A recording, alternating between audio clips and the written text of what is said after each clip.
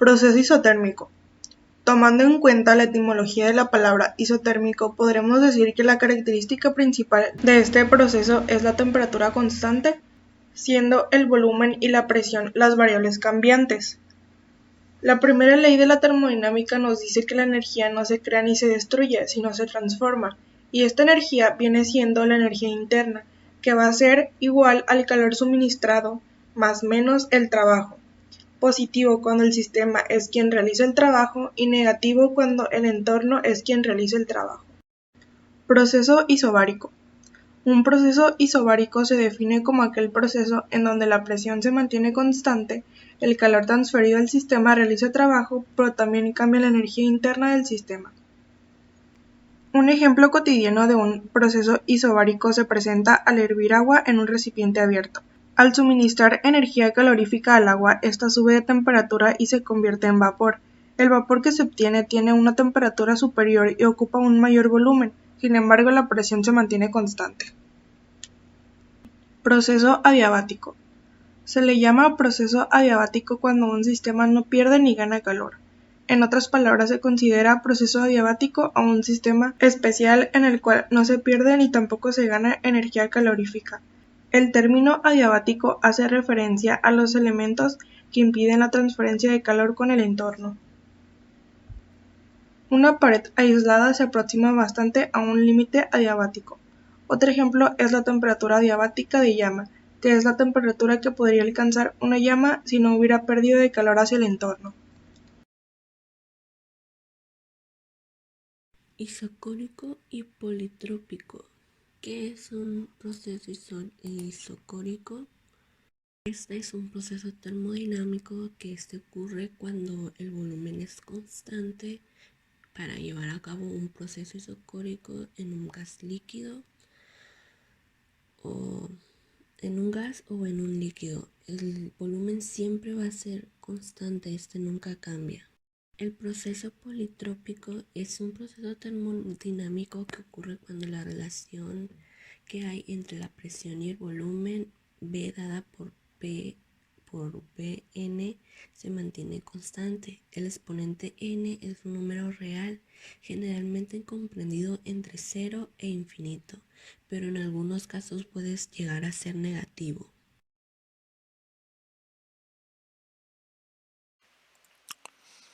El universo está formado principalmente por materia y energía. Para facilitar su investigación, se lo divide en distintos sistemas. Pero, ¿qué es un sistema? Es una porción del universo que se aísla de manera real o imaginaria para ser estudiada. En cada sistema se establecen los límites de aquello que se estudiará, creando un límite del sistema y dejando por fuera al resto del universo. Todo lo que se encuentra entre el sistema y el universo se denominan entorno. Existen tres tipos de sistemas: abiertos, cerrados y aislados, y se diferencian entre ellos por su capacidad de intercambiar energía y materia con el entorno. En los sistemas abiertos, tanto la materia como la energía pueden entrar y salir libremente a través del límite del sistema, es decir, que hay intercambio con el entorno. Pensemos, por ejemplo, en una olla con agua hirviendo sobre el fuego. El fuego aporta constantemente energía en forma de calor, es decir, ingresa energía al sistema. El agua al evaporarse es materia que se pierde. De esta manera sale materia del sistema. El de la olla corresponde entonces a un sistema abierto, porque hay intercambio de materia y energía con el entorno. En los sistemas cerrados solamente pueden entrar y salir energía, no hacia la materia. Pensemos en una botella de agua caliente cerrada con una tapa. Al estar cerrada, el intercambio de materia con el entorno es imposible. No puede ni entrar ni salir líquido. Sin embargo, hay intercambio de energía, ya que a medida de que pasa el tiempo, el agua se enfría y al perder energía en forma de calor, la botella de agua caliente cerrada simboliza un sistema cerrado porque hay un intercambio de energía con el entorno, pero no hay intercambio de materia. En los sistemas aislados, ni la energía ni la materia pueden entrar o salir del sistema. Pensemos en un termo. Al igual que sucede con la botella cerrada, no hay intercambio de materia, ya que el líquido no entra ni sale. Tampoco hay intercambio de energía, ya que los termos están construidos con materiales aislantes que impiden que el calor se escape. Al no intercambiar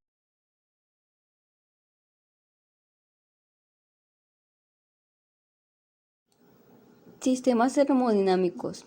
Un sistema termodinámico es una parte del universo físico con un límite específico para la observación. Este límite puede estar definido por paredes reales o imaginarias. El estado interno de un sistema queda definido a partir de las magnitudes macroscópicas llamadas variables termodinámicas. Estas pueden ser la presión, la temperatura, la concentración, el volumen, la masa, la densidad, entre otras. Las variables se dividen en propiedades intensivas y extensivas. Las intensivas son aquellas si su valor no depende de la extensión del sistema observado. Por ejemplo, estas variables pueden ser la densidad, la concentración, la presión y la temperatura. En las extensivas son las que sí dependen de la extensión del sistema considerado. Por ejemplo, estas variables son la masa, el volumen y la cantidad de la sustancia que está en el sistema. Por ejemplo, en un caso de un gas, sus variables son la masa, el volumen, la presión y temperatura, donde la masa es la cantidad de sustancia que tiene el sistema.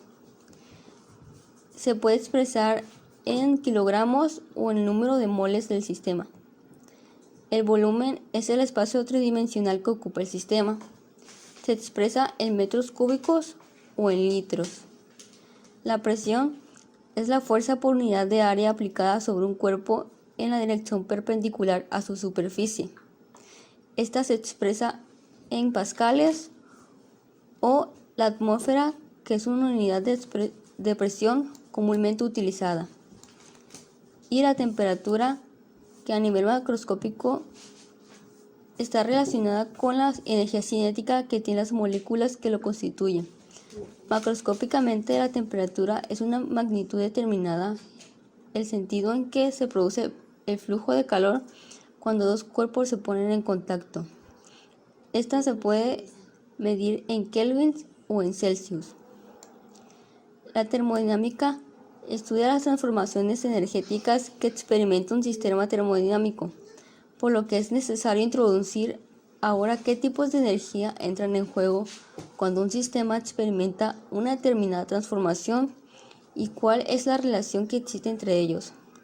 Por ejemplo, para el caso de un gas ideal, puede demostrarse que la energía interna depende exclusivamente de la temperatura, ya que en un gas ideal se desprecia toda la interacción entre las moléculas o átomos que lo constituyen, por lo que la energía interna es solo energía cinética que depende solo de la temperatura o el calor que genera el movimiento de las moléculas.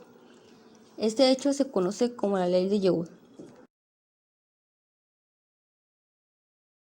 Un fluido es una sustancia que se caracteriza porque sus moléculas se mueven o desplazan de posición con gran facilidad, debido a que la fuerza que las mantiene unidas es débil.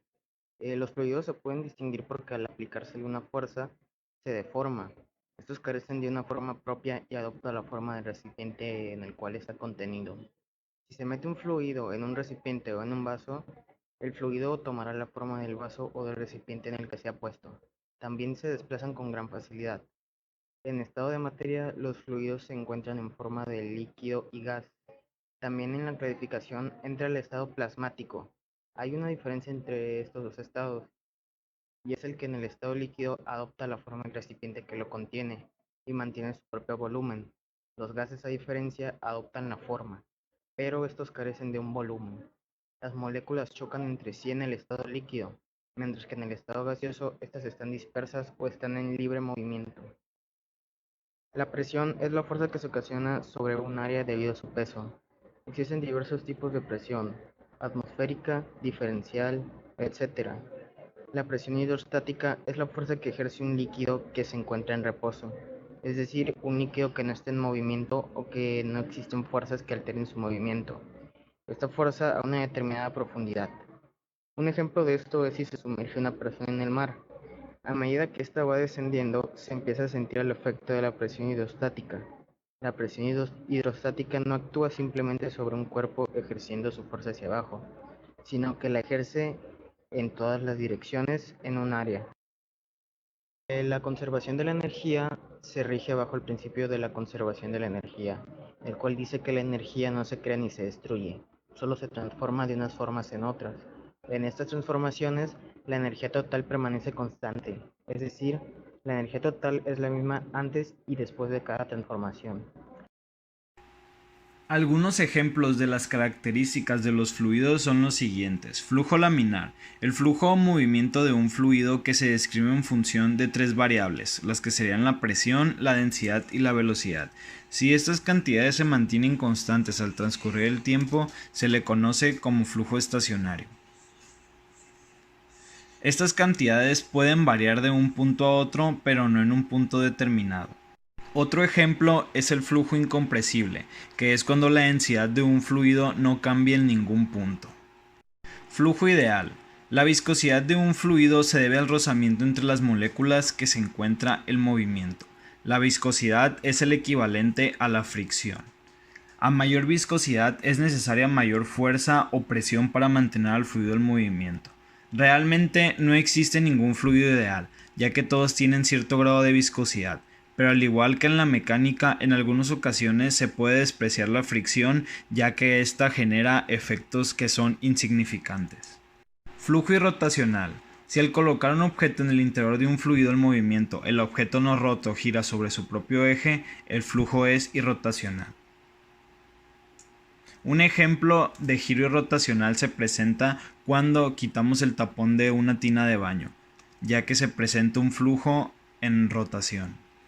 Un flujo turbulento es un flujo el cual no tiene las características anteriores, o sea que no es estacionario, ni compresible, ni viscoso, ni rotacional. Por esto mismo es llamado un flujo turbulento.